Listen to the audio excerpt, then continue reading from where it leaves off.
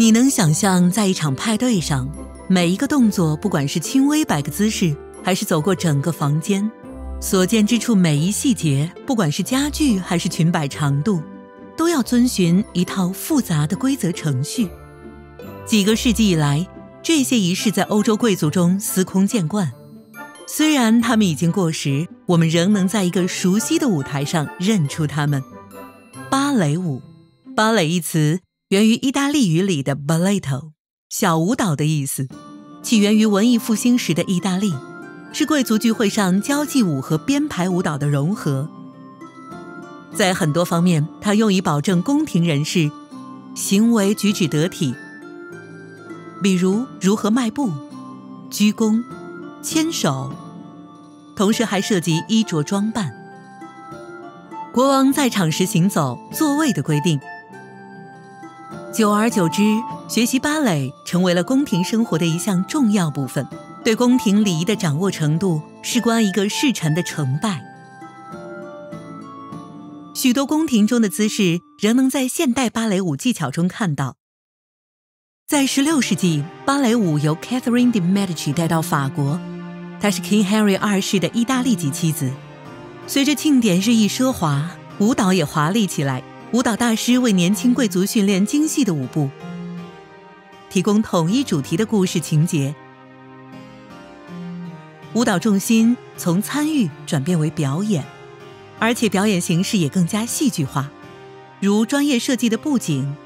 有些舞台稍微抬高，有些舞台配有幕布和侧面待场区。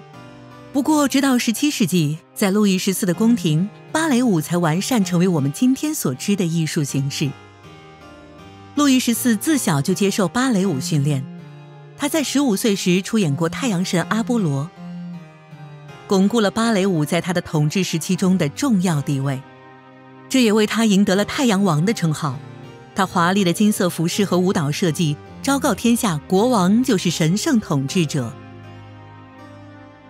路易扮演过40部大型芭蕾舞剧中的80个角色，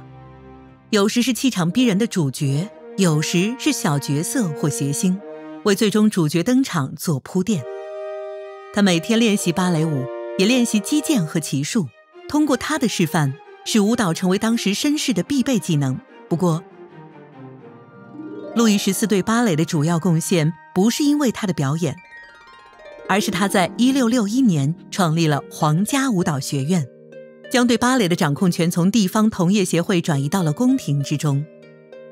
身为院长，他委派其个人芭蕾舞老师及老搭档 Pierre Beauchamp 任职。Pierre Beauchamp 编排的5个芭蕾舞基本姿势也沿用至今。通过与 Jean-Baptiste Lully 皇家音乐学院院长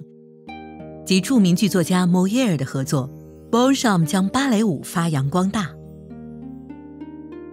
1669年，另一家芭蕾舞学院成立了，巴黎歌剧院芭蕾舞团开办至今，